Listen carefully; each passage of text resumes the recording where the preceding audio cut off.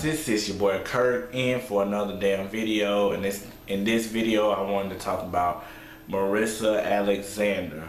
For you guys that don't know, she's serving 20 years in jail for shooting off a warning shot. But I'm finna tell y'all, or give y'all my 2 cents on this shit, because it's fucking crazy. Here it is, we coming off of the George Zimmerman trial, which everybody knows that George Zimmerman was found not guilty for the murder of Trayvon Martin. So now you got people like Al Sharpton coming out saying, hey, it's not fair that George Zimmerman gets acquitted and this lady is doing 20 years in jail.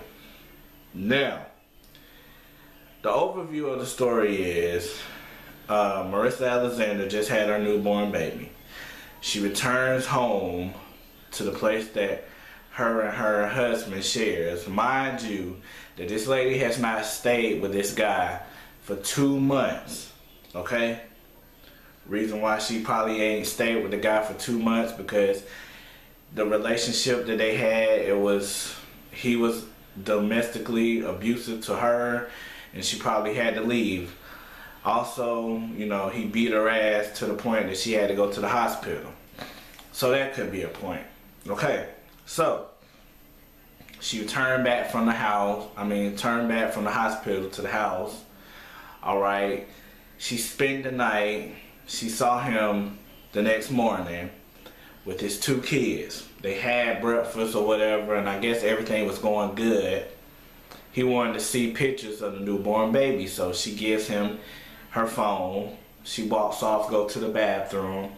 So Mr. Gray finds text messages from the ex-husband. Okay, so he confronts her about it, and in those text messages, which when he confronts Mrs. Alexander about it, it's like, you know, he's questioning if the baby, the newborn baby they have together, is it really his, or is it the ex-husband? So something in that text message gave the fuel for Mr. Gray to question Mrs. Alexander about the baby, and them two get into it. They have an argument. He has her locked up in the bathroom. So she's able to get away. She passes the kitchen, she passes everything else, living room, goes to the garage, retrieves a gun, comes back in the house to confront Mr. Gray, along with his 2 other kids. She shoots a warning shot. She says she shoots a warning shot in the ceiling. Mr. Gray and the kids say she shot the warning shot at them. Okay? After that, the police was called by Mr. Gray, and she was arrested. Alright? A lot of people don't know that she was told, she was out on bond and told not to conversate or pursue anything of that matter, Mr. Gray and the kids. So this chick decides, fuck it, I don't give a fuck. So she decides to fucking go over there and confront Mr. Gray at another address that they were staying at and give him a black eye. Basically assault him, ended up going to jail again, and that's where she's in the position that she's in now. Also, the prosecution gave her a plea deal of 3 years. I did not know this until I fucking watched the YouTube video of the prosecutor. She said that they gave her 3 years. She had already served 1.5 years. So that means that she would have only had to serve 1 more 1.5 year. And that would have been time completed.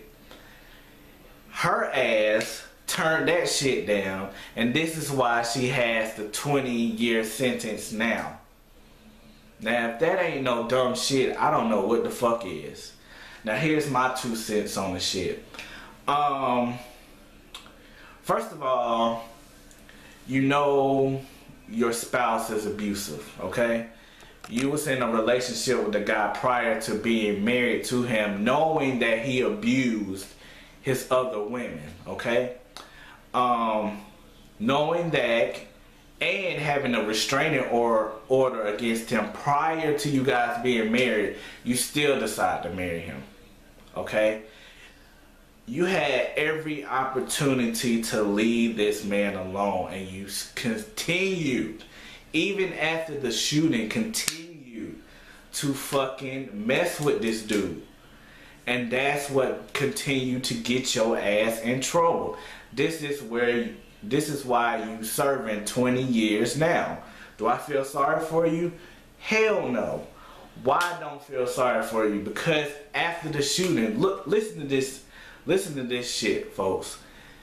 Even the prosecutor was saying, even before she tried this shit by assaulting her husband, they was considering fucking just being like, shit, okay, we're gonna give her probation.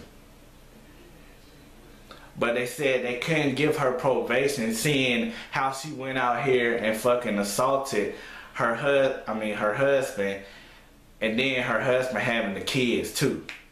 Now mind you, this is not her kids. This is her husband's kids into a prior relationship. But you already know this guy's abusive. You already know he's abusive. You cannot use stand your ground if you're able to retreat. Okay? Stand your ground is like, I'm standing here, the nigga beating my ass, it ain't shit I can do about it. Okay? You can use that. But if you're able to walk past the front door to the garage, then that's not staying your ground. You're able to retreat, basically. I don't understand the point of trying to compare her to Trayvon Martin, because if you try to compare her to Trayvon Martin, that's like contradicting yourself, basically. Also, having these guys like Reverend Al Sharpton, Jesse Jackson try to speak for people, that shit really can stain a fucking case, because I honestly think that shit stained the Trayvon Martin case. When this shit became about race, that's what fucked it up. Honestly, I'm giving you my honest opinion. I'm not out here to race bait or anything. This is just my honest fucking opinion, okay? I understand people got their own opinion, and I value that shit. I value the First Amendment. I have no problem with that. You free to speak your mind on my comment page, whatever. I just feel like this was just the wrong person to represent, you know, injustice, because I feel like she had every opportunity to get the shit correct. First of all, her relationship was an abusive relationship. Okay, you have not been staying in that house for 2 months. Why the fuck did you come back? Okay, even after that, going to the garage and getting the getting the gun. You could just stayed in the car. Usually in houses, the garage is on the far side of the house, meaning the front door is in the middle, or the front door is on the other side. But 9 times out of 10, okay, the front door, when we come to master bedrooms or whatnot, usually the front door is dead ass in the middle. So you mean you walk past the front door to the garage to retrieve a gun, and then when you went to the fucking car to retrieve the fucking gun and came back in the house, you fucked yourself up. Then they saying that they got evidence showing that, fuck, you didn't fucking shoot the gun in the ceiling. Your ass shot the shit, barely missing the dude. And then you gotta look at the people. Y'all gotta look at the picture too. That bullet, even if she did shoot it in the air, that bullet really could have ricocheted and hit one of them kids. So you gotta think about that shit too, because it was kids involved in the situation. The whole thing wasn't safe. It was not safe at all. But I feel like this lady had all the opportunities. Even the prosecution was giving her ass opportunities, saying, look, we're gonna give you this 3-year plea deal. Okay, you already did a half a year. All you gotta do is another half and your ass is done. Basically. See, I did not know that until I fucking heard the prosecutor tell this shit. And I even post the video below. I ain't know none of this shit. Because I was, you know, at first I wanted to defend the lady because I was like, damn, 20 years is fucked up. It really is. But to find out all the fucking chances this lady had, like, who the fuck was goddamn defending her ass, first of all? Because she need to fucking slap every last one of them motherfuckers that was defending her. For real, that was just like super bad. Who was, I mean, not only that, the situation she put herself into. And then the text messages. That shit threw me off too. Like the text messages. For him to fucking get off like that, to confront you on some shit like that about the baby, something in that text message was really deep. And then you should know how your dude is, okay? You should know how this dude is. So in your mind, you never did think, okay, maybe I need to erase these text messages.